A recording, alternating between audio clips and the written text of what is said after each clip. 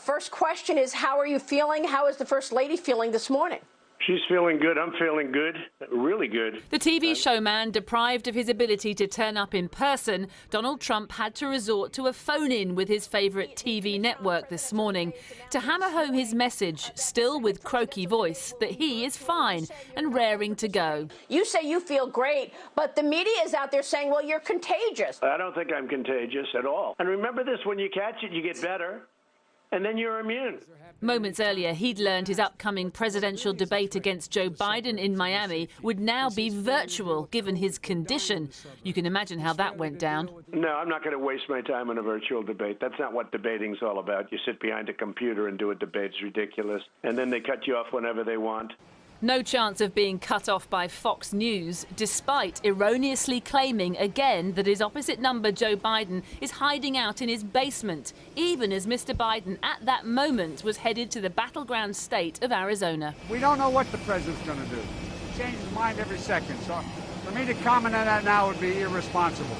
I think that if I'm going to follow the commission recommendation, if he goes off and he's going to have a rally, I don't know what I'll do.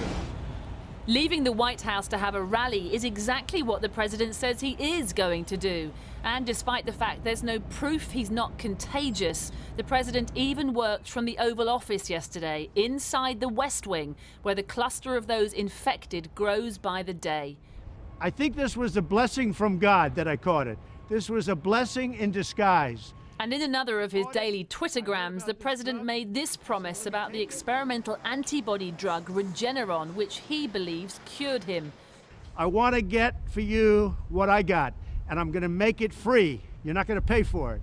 It wasn't your fault that this happened. It was China's fault. But the drug isn't yet approved for general use. And how would it be paid for when politicians can't even agree on an economic stimulus package?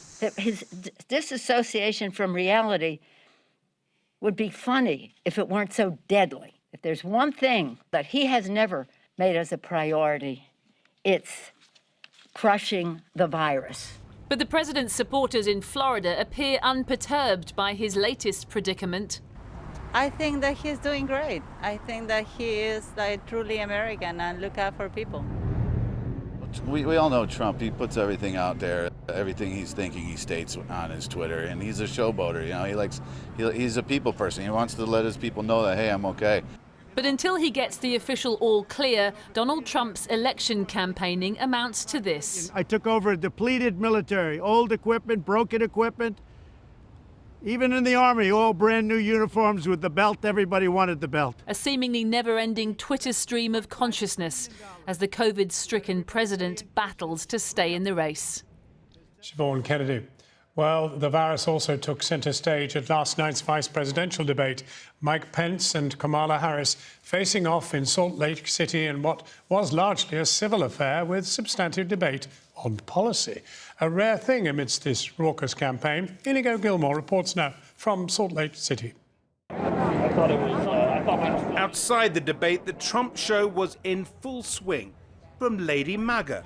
I am a drag queen who supports our glorious president, Donald Trump. To the Trump tater. What has the Trump potato got to say tonight? Any words of encouragement? It's a family outing. Plenty of Biden-Harris supporters out too, though they were hardly baring their teeth. Senator Kamala Harris and Vice President Mike Pence. Inside the hall, Mike Pence and Kamala Harris struck a mostly civil tone as they faced off behind plexiglass, far removed from last week's presidential shout-a-thon. Get it. She's got this. Joining a local Democrat couple, they appeared a little nervous, but were soon reassured.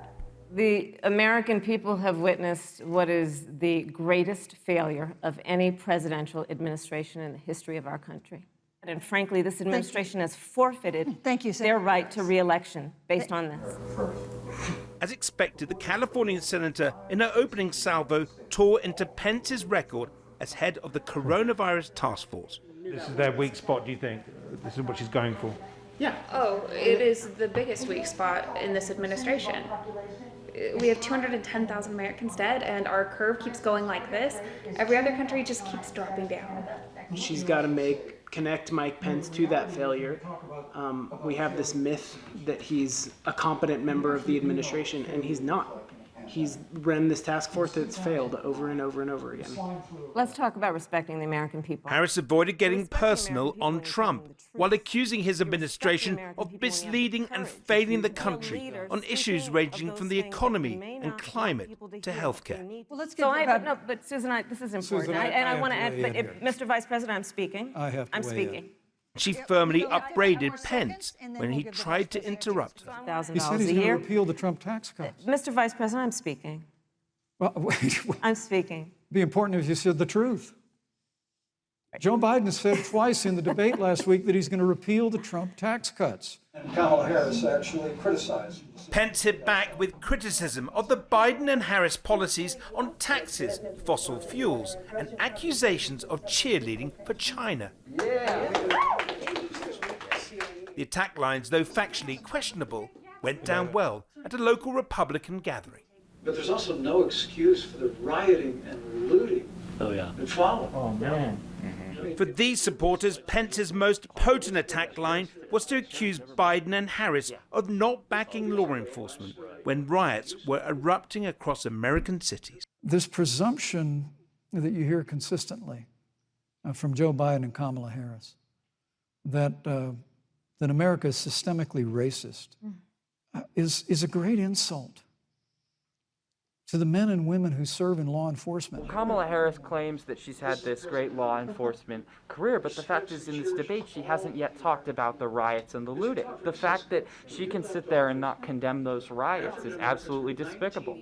By the end of a debate with more substance but no true gaffes, it's perhaps revealing that the viral moment wasn't the landing of any major zinger, but rather a fly on Mike Pence's head. The fly already has multiple Twitter accounts. So to Washington and our correspondent, Siobhan Kennedy. No flies on you tonight. No, John, but Inigo is right. When the audience is more transfixed by a fly on the Vice President's head, you know the debate hasn't exactly set the world on fire. In reality, politically, it hasn't really changed anything. Kamala Harris went into it knowing where the polls were. She wasn't looking to make any big headlines. And the Vice President, you have to say, did a much better job of ramming home his message about Joe Biden than his boss had done the week before. In fact, Donald Trump could well have mimicked that strategy next week in Miami, were it not for the fact that he's already pulled out of that debate on the grounds that it will be virtual because of his condition. So the next time the voter can expect to see the two go head-to-head will be on October the 22nd. In the interim, we can expect to see Donald Trump campaigning on that green lawn you can see there behind me in front of the White House. The latest somewhat rambling videogram came from there a couple of hours ago, addressed, as you said earlier, to who he called my favourite people in the world, the seniors, that he knows many of them who voted for him in 2016 have since turned their back against him, hence his direct appeal to them today. Interesting to note, though, that these are pre-recorded videos.